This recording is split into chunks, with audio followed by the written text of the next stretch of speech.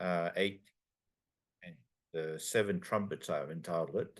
These trumpets, I take, is like the conquering trumpets that Moses and Israel had. Remember when they had to march around Jericho?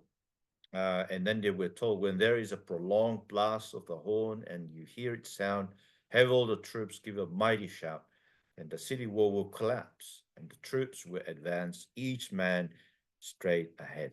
Now, these trumpets are warning judgments. They're not only warning us of the coming judgment, but they're also reminding us that in the coming judgment, the kingdom of God will be established, will be seen.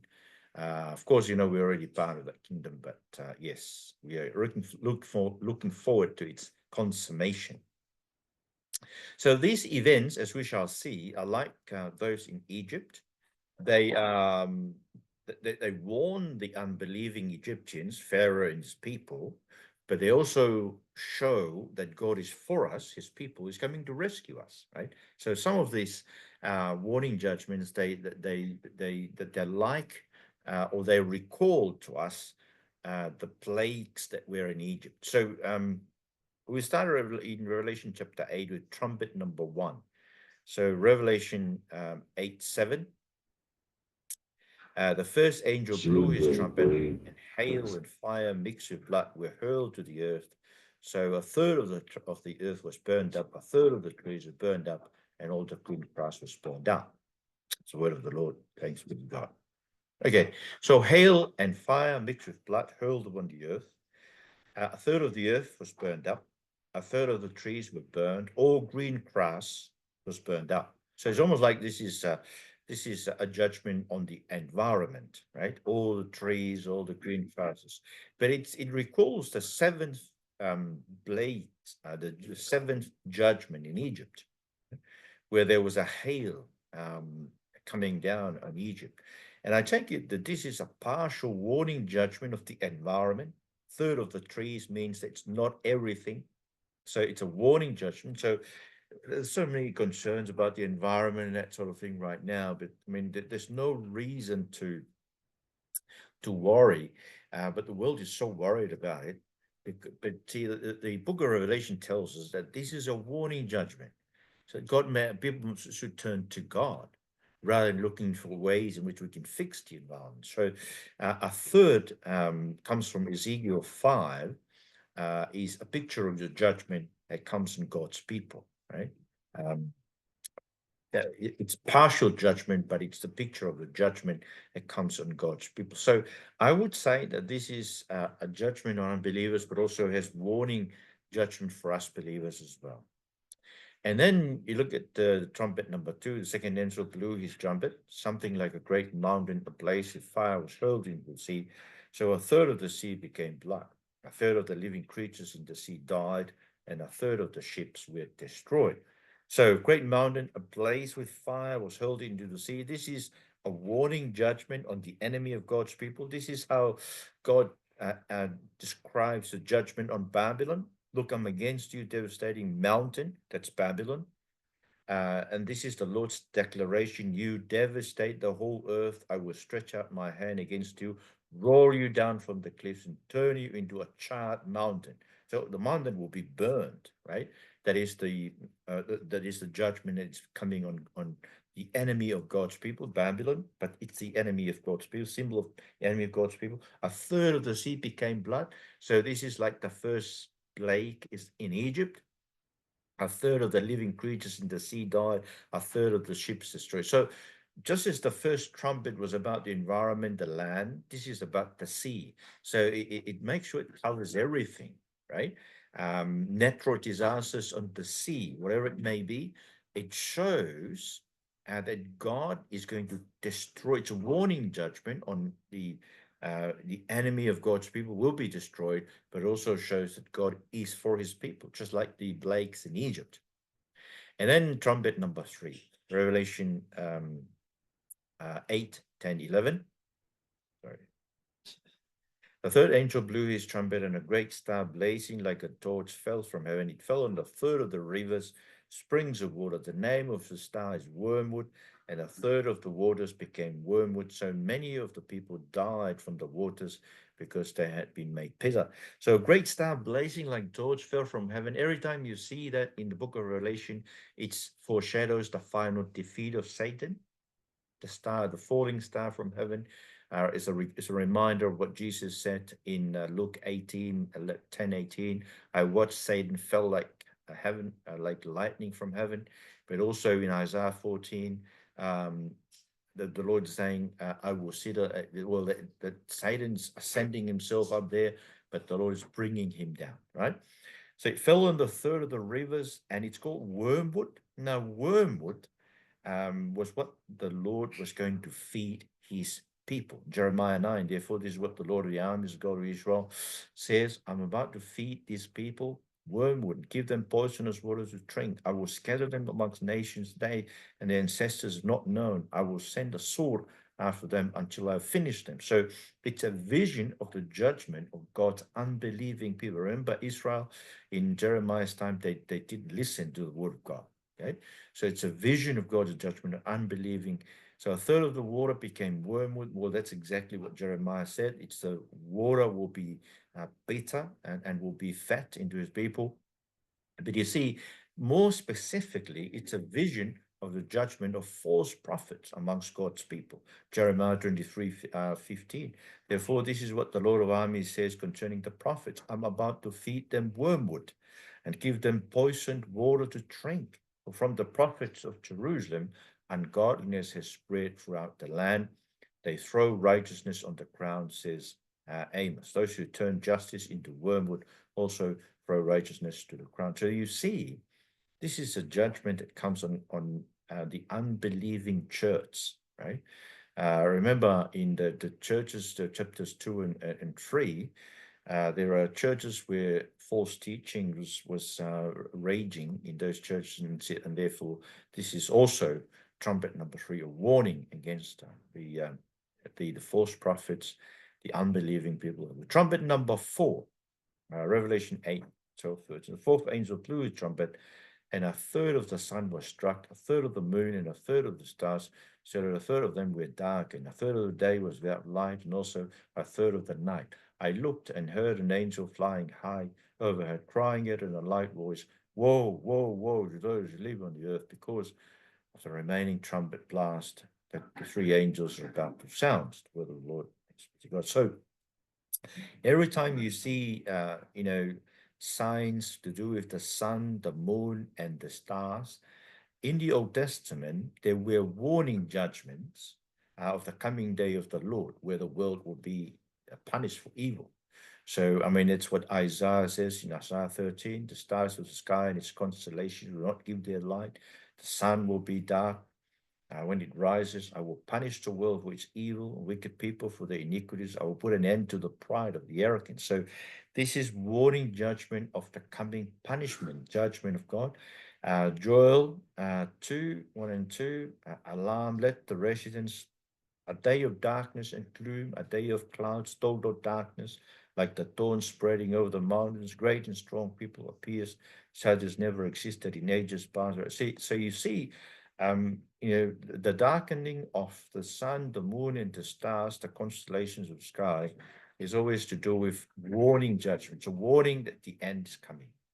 A third of the day was without light, like the 9th plague in Egypt. Remember, Moses was told to stretch out your hand towards the heaven. There will be darkness over the land. But of course, there was light in the places of where Israel were, like the death of Jesus. Remember, three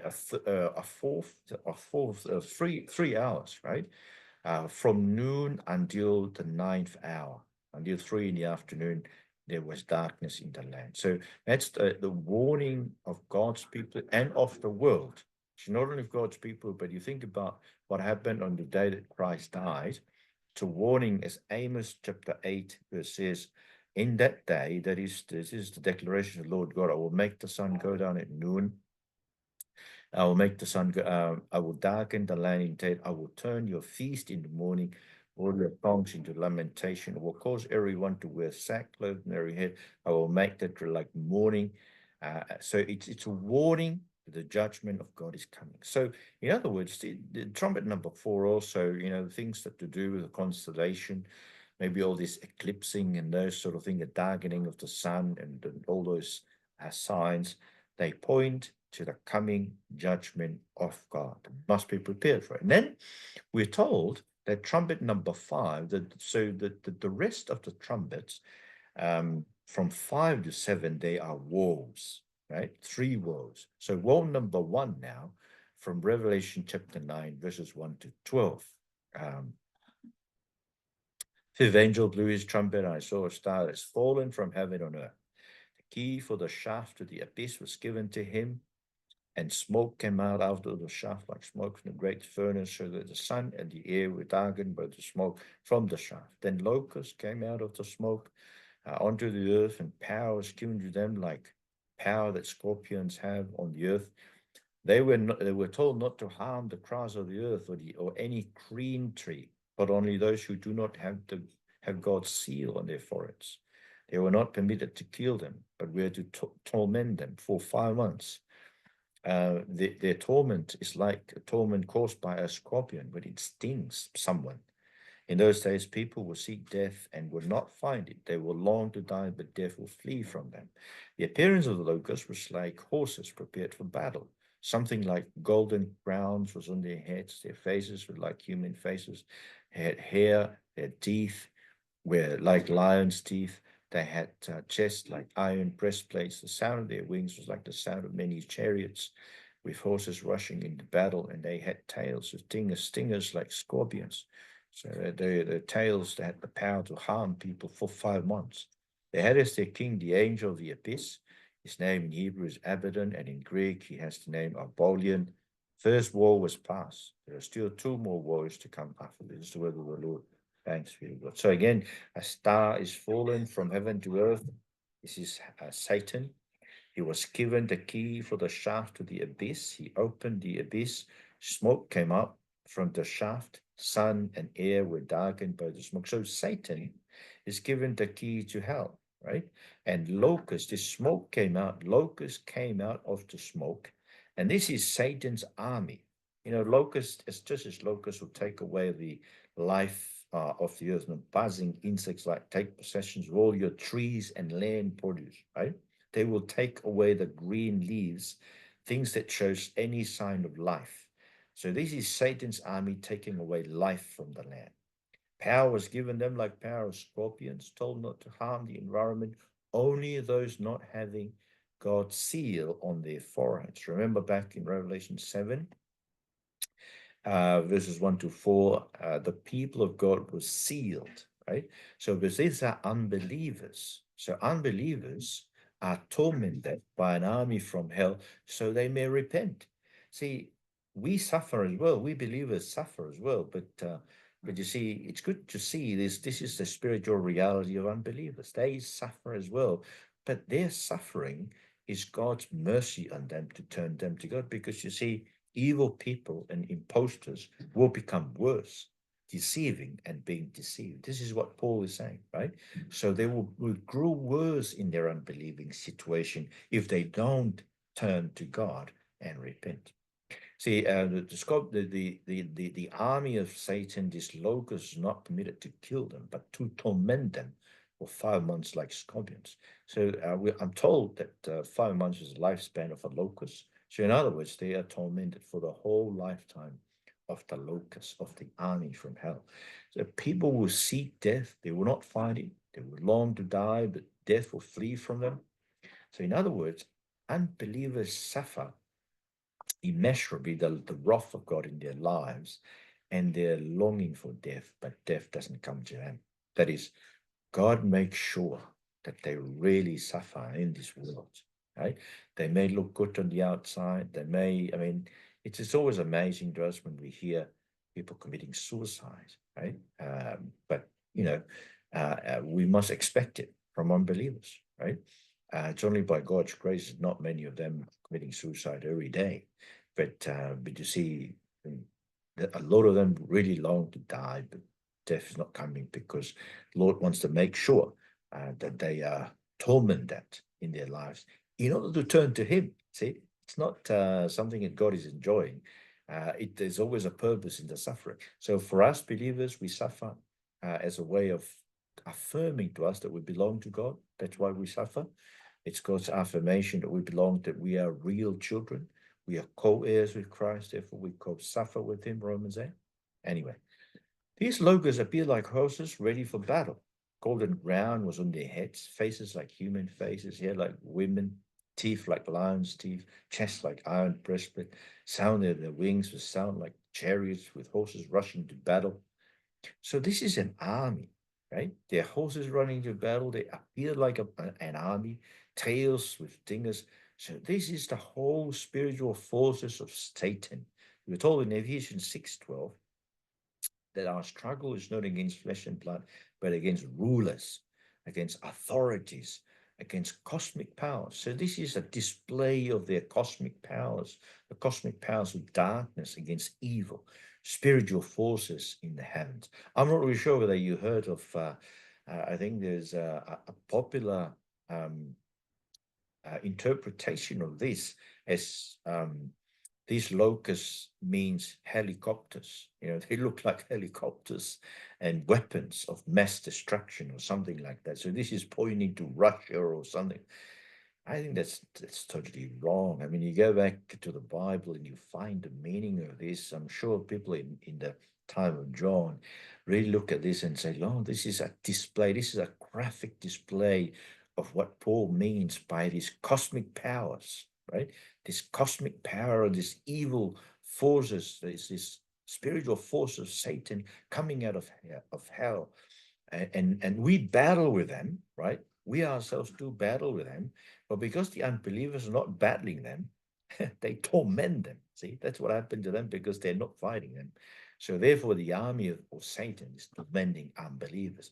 So you've got to be sure that we are believers, so that our suffering is a suffering affirms and that God is for us. Their king, there's just an affirmation, the angel of the abyss, Abaddon, Apollyon, both words means destruction and death, right? One in Hebrew and one in Greek. So it means Satan. So in other words, death comes to the unbelievers and try to destroy, to bring destructive powers on them to turn them to God. Then trumpet number 6. Now this one is a bit longer than the other one. But let me try to read them to you because I think it's better for us to hear what the text is saying. The sixth trumpet blew his trumpet from the four horns of God to an altar that is before God. I heard a voice say to the sixth angel who had the trumpet, release the four angels bound at the great river Euphrates. So the four angels who were prepared for the hour, day, month, and year were released to kill a third of the human race. The number of mounted troops were 200 million. I heard their number. This is how I saw the horses and their riders in the vision. They had breastplates, they were fiery red, hyacinth, blue, and sulfur yellow.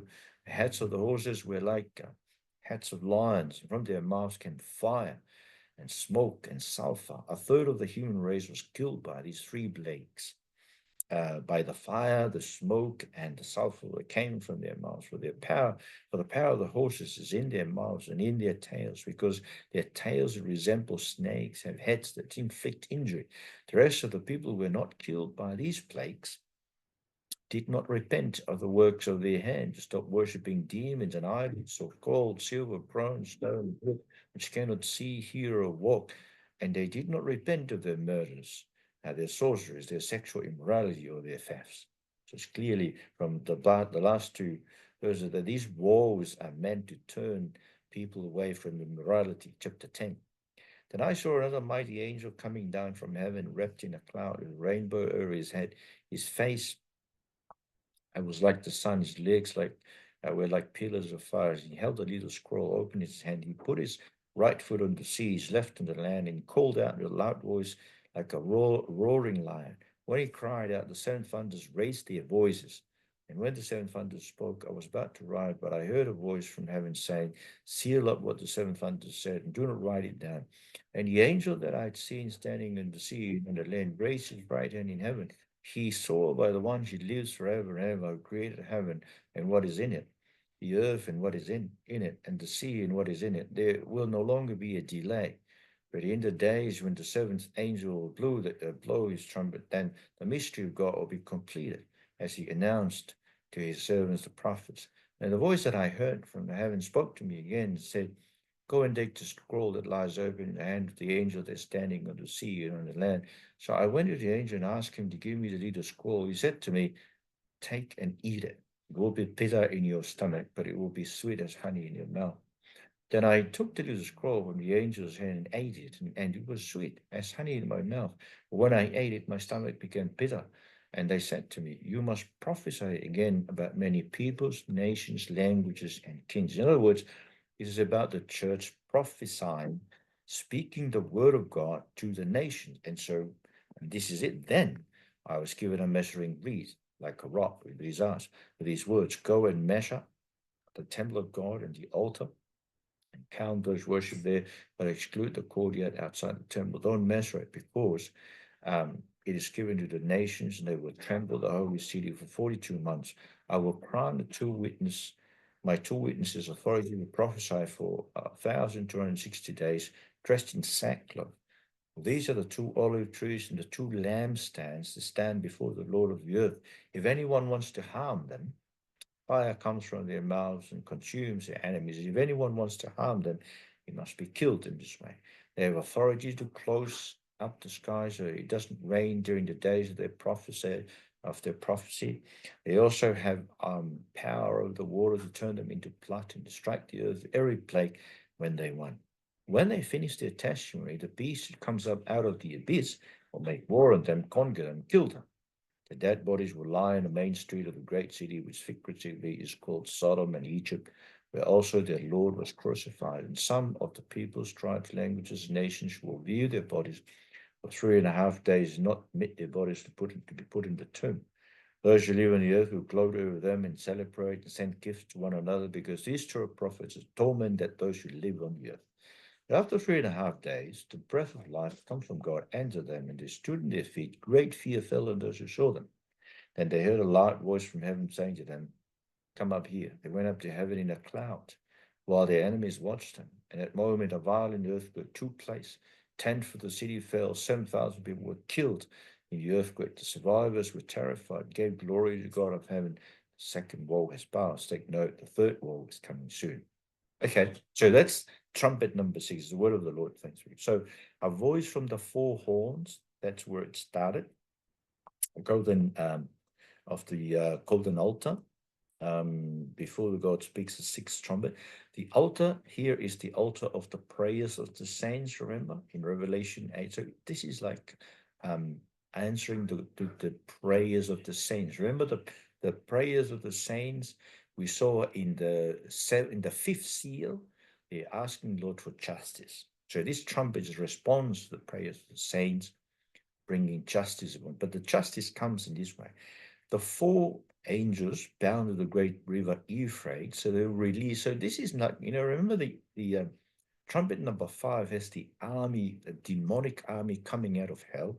This is another demonic army, the angel led by 4 angels of destruction, but they operate on the earth, right? So they released the 4 angels bound at river Euphrates. So they released and killed a third of the human race. They were 2 million in number. So these 4 angels led an army of 2 million angels of destruction. They're demonic angels holding the 4 winds of the earth to release, to bring disasters of this. So we saw these 4 angels in Revelation 7. They were told not to release yet until the people of God are sealed. Now the people of God have been sealed. They released their destructive forces. The horses had fiery red. So this is another demonic destructive forces that operates on the earth together with the other demonic forces. So, in other words, this is like the Satan's army, kingdom of the air. The other one's a cosmic, demonic, hell-bound army. This is the kingdom of the air sort of thing, right? You remember how it's described in Ephesians 6 that these rulers include the kingdom of the air. So this is it. This is the army from the kingdom of the air, right? The horses had fiery red breastplates. heads like lion, fire, smoke, and sulfur came from their mouth. Now, as I said, the fire, the smoke, and the sulfur were God's means of punishing the wicked. Remember the punishment of Sodom and Gomorrah? Out of the sky, the Lord rained Sodom and Gomorrah, burning sulfur from the Lord. Psalm 11:6, let him rain burning coals and sulfur on the wicked. Let a scourging wind be the portion of their. So it's the punishment of the wicked, right? So as I said, responding to the justice of God coming upon the wicked, and this army is coming upon them. Their power was in their mouth. Tails, a third of the human race was killed. Is 3 plagues. So the fire, the smoke, and the sulfur pick from their mouths become 3 plagues. They are warning judgment on the wicked to turn them to God, right? Their tails are like snakes, have heads that inflict injury. So snakes recalls to us their demonic destructive power from the kingdom of the air to kill people. The rest of the people not killed by these plagues is not repentant. So that's why I said this is the purpose of this punishment of the wicked. It's not only to inflict God's judgment on them, but to turn them away from their works of their hands. These are people who trust in their own works, worshiping. So the work of their hands becomes their idols. They didn't, but even the immoral people, murderers, sorcerers, sexual immorals, thefts. The Lord is merciful on them with these demonic armies. This disaster is a warning judgment to turn them away from idolatry and immorality. Now, when we get to Revelation 10, we saw again the church prophets, that the church speaking the word of God is also coupling with that. So while this army of the kingdom of the air is inflicting destructive punishment upon the wicked to turn them away, there's also, see, that for the same purpose is the witness of the church, right? So here is an angel from heaven wrapped in cloud with rainbows over his head. So that's what we saw in the beginning of Revelation chapter 10. Face like the sun, legs are pillars of fire, recalling what Jesus' legs in Revelation 1. He held a little scroll open in his hand, his foot on the sea, his right foot on the sea, left foot on the land. So in other words, this is an angel that comes from God. It's a huge angel. He comes from God, for he is clothed with the glory of God. All this we saw, glory of God, Revelation 4:3, right? The one see there's appearance of jasper and carnelian stone, a rainbow that had appearance. This is what John saw on the throne of God. So in other words, this angel comes with the glory of God, called out in a loud voice like a lion. Now, whenever a loud voice like a lion is sounded, it reminds us of the Lord roaring from Zion, makes his voice heard from Jerusalem. That is on all the nations of the earth. It's a voice of judgment, right? So in other words, the prophecy of the church also brings the voice of God's judgment to the world, right? So the seven thunders raise their voice. Now, every time you hear thunders, earthquake, lightning and stuff, it's the presence of God. It's God coming. It's like the presence of God or the coming of God. So this is the presence of God. He was saying something, and John was about to write, but he was told not to write. So in other words, we're not to know these things. Okay? Then the angel swore to the Lord, there's no more delays. In other words, everything's now fulfilled, right? So we live in that time, right? Remember when Jesus came, he said, the time is fulfilled. Believe in the kingdom of God is near. Believe and repent and believe in the gospel. These angels are saying basically the same thing. We live in that time, right?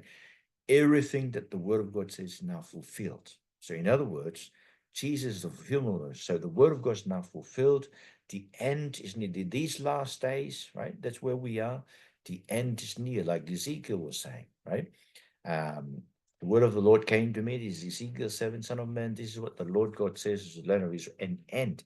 The end has come. On the four corners of the end is now upon you. I was sent. So that's what he's basically saying. The end is now. The end is upon you, right? That is when, and he says that when the seventh trumpet will blow, God's mystery will be announced to the prophets. So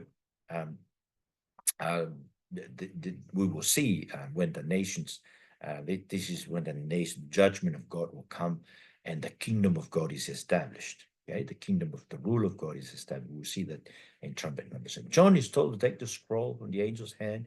He's told by the angels to eat it. He ate it. It was sweet as honey in his mouth, but bitter in his stomach. Now, these are words of judgment. This little scroll is like the scroll that Ezekiel saw. That is, in Ezekiel 2, he saw this scroll unrolled before it was written in the front and back with words of lamentation, mourning, and woe to God's people, right? So, in other words, the word of judgment, the prophecy, the word of God that we speak primarily to God's people, to warn God's people of the judgment of God that is coming, right? We are the people who should be first warned against about the coming judgment. Then he's told that he must prophesy again many people's nations. So it's a word of judgment to the world as well. So the word of judgment is spoken to us, should be spoken to the world as well. And then we come to Revelation 11. And John is told to measure the temple of God on the altar and count those worshiping. Now, the temple of God is the church of God. In the New Testament, every time the word temple of God is used, it doesn't really mean the house structure. It means Jesus and his people. Jesus, you remember when Jesus says, destroy his temple and then, raise it up in 3 days. He's pointing to his body as the temple. And then on the day of Pentecost, the Holy Spirit came down upon God's people and dwell in God's people. And therefore, God's people become the temple of God, right? So the church of, in other words, the measuring of the temple of God shows that God cares. He wanted to know how many people are there. How big is the temple of God? How big is God's people? Do you see how much care God is? He knows every person. He wants to know every person who is there, but belonging to his temple. But you see, the altar is there as well, which means that we are the suffering people of God. See, the temple of God and the altar together, that's the place where the altar, and that's the people of God who are worshiping, right? We are the afflicted church of God. We are suffering church of God, but we are cared for by God because he wants to measure it. He wants to know. He wants to know how many people belonging to his, when he knows each and every one of us. But he said to exclude the courtyard outside the temple because it's given to the nations to tremble the holy city. That is the ongoing persecution. So one part is measured, the outer part of the temple is allowed to be trembled. That is, suffering is still ongoing, just as Jesus said in Matthew 24, they will hand you over to be persecuted and they will kill you. You will be hated by all the nations. That's exactly what we're experiencing. For 42 months, 1,260 days, 3.5 days, all these points to the same period of time. It's the period that we are now in, the last days, right? It's only a limited period of time, right? It's 7:30, so 7 is the complete time. We are in that time in the almost like the injury time of rugby, right? The last days, that's where we are. The 2 witnesses with authority to prophesy. So the prophesying, the prophesying power that was given to John when he ate the little book is given to these 2 witnesses, right? And they are dressed in sackcloth. Dressing in sackcloth means urgency. The message they're preaching of the judgment is impending. So Jeremiah 6 says, my dear people, dress yourself in sackcloth and roll in the dust, mourn as you would for an only son and Peter, for suddenly the destroyer will come on us. So that's why they're dressing themselves in sackcloth, because they are to show that their message is urgent. We must listen, right? They are 2 witnesses, but see also, you see that they are not only they are the 2 olive trees, but also 2 lampstands. Remember the lampstands from Revelation 1:20? It's a church, see? The 2 means that they are the pairs of the church witnesses of the world. Remember from Mark 6:7, when Jesus sent out his disciples, always 2 by 2, gave them authority. And then in a law court, Deuteronomy 19, 1 witness cannot establish any iniquity or sin against a person. Whatever the person has done, a fact must be established by the testimony of 2 or 3 witnesses. So the 2 witnesses is the witness of God's church. See, And the two olive trees, when you go back to Zechariah 4, the two olive trees, you see, Zechariah asked the Lord, say, what are the two olive trees? And then the Lord says, this is the word of the Lord to Zerubbabel, not by strength or by might, but by my spirit, says the Lord. So they also point to the fact that there are two olive trees, because the two olive trees in Zechariah 4:12, they are the source of oil, and oil is usually taken together with the Holy Spirit. They are the source of oil for the lampstand, right? And so the church witness is not by power, not by might, but by the Spirit of God. This is why we should always pray, Spirit of God be poured out upon our churches, so that our witness is not always not full by power, full by might, but by the Spirit of God. They have power to close the skies so it doesn't rain and turn waters into blood. That is, they had the prophetic ministry as the power of Elijah. Elijah's ministry was to show that God is the only true God. Remember 1 Kings 18:37? Answer me so that these people will know that you, Lord, are God and that you have turned their hearts back. And then they also have the authority of Moses to warn the world of God's coming judgment. You know, all in the turning power and water into blood, the warning the world coming judgment, but also to remind us that God is for us, the believers. Then the beast from the abyss, the leader of the cosmic army that is tormenting the unbelievers, conquer the witness of the church. Friends, we will be hated, we will be killed. That's what Jesus says to us, right? And we're killed in the city figuratively called Sodom. Sodom is always, where we are. It's more true now, isn't it? It's almost like we live in Sodom everywhere, where homosexuality and all kinds of gender confusion is upheld against the word of God. In Egypt, the place of slavery, and also Jerusalem, the city where our Lord is. So all these points to the unbelievers' rejection of the word of God. We are killed in this world. That's what Jesus said in John 15. If you were of the world would love you as its own. However, because you are not of the world, I have chosen you out of it. The world hates you, right? So that's what will happen to us. So their bodies were viewed for 3.5, that they're not put in a tomb. Now, to be not put in a tomb is a sign of a curse from the Old Testament. And that is, every time we will be persecuted, slandered in this world, will always be counted by this world as cursed, right? In the eyes of this world, we are cursed because they hate us, right? And that's what happened in this world. But after 3.5 days, there will be a resurrection. So wherever the church witness of the word of God is destroyed, it will always spring into action again. It will be alive again. Think about, the Methodist church that you were in is lost, but you guys, it's almost the resurrection of the church of God. So was church, the resurrection of the true church of God, hanging under the power of the word of God. So in other words, there will always be a resurrection of the true witness of God. But then, of course, that the witness of the church is destined to be seated in heaven. Remember that?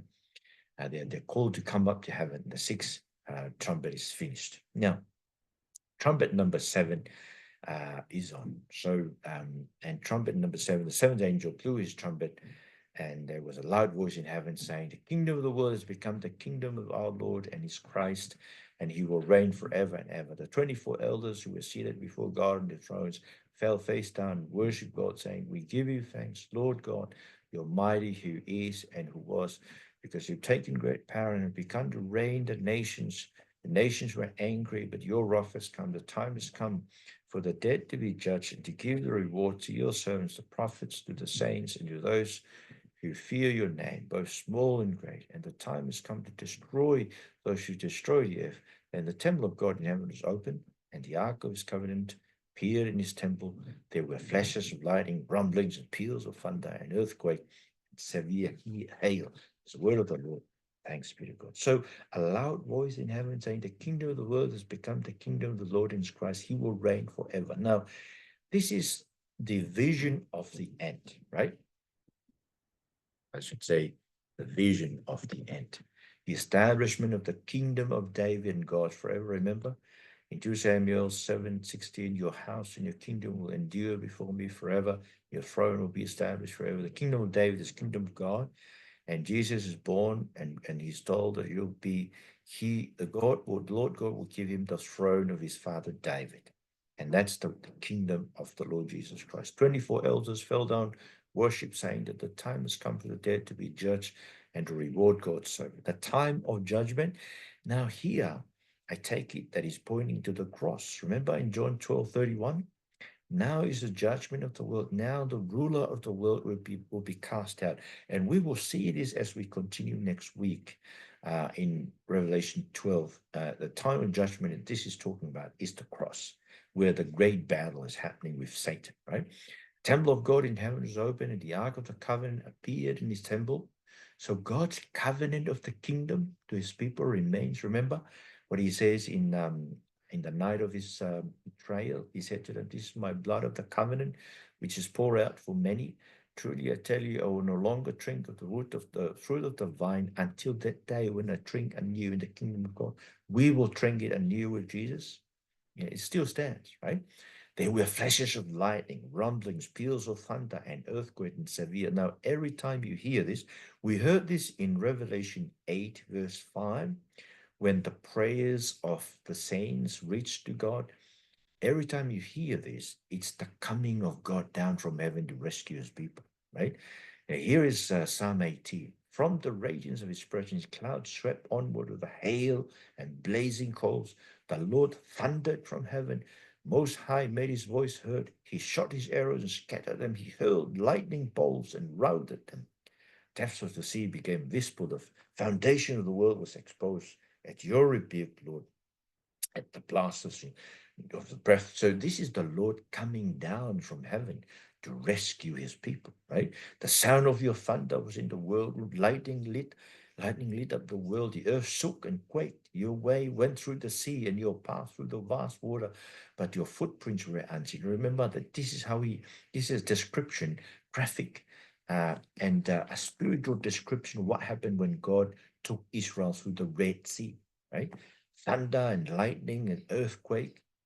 God is coming down to rescue his people. And we will see this in Revelation 12-14 next time.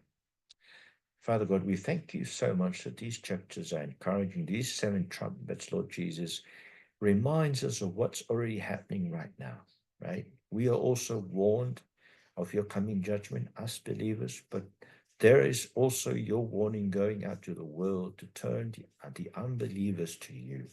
Thank you, Lord Jesus, for your great mercy on both us and the unbelievers. We pray, Lord, that the unbelievers in our cities, both here in Sydney and in Nuku'alofa and in Honolulu and in all the cities, we pray the unbelievers, Lord Jesus, who are tormented by you. They are suffering all kinds of different ways.